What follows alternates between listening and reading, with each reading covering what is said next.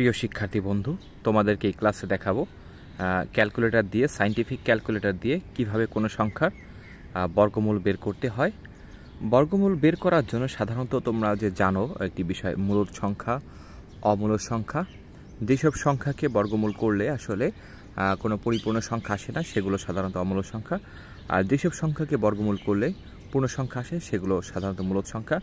উদাহরণস্বরূপ বলা যায়, এই যে আমি √16 দিলাম, রুট যদি 16 দেই, √16, সেক্ষেত্রে এটাকে বর্গমূল করলে আসবে 4 আসবে। আবার যদি √9 দেই, সেক্ষেত্রে এটাকে বর্গমূল করলে আসবে √3।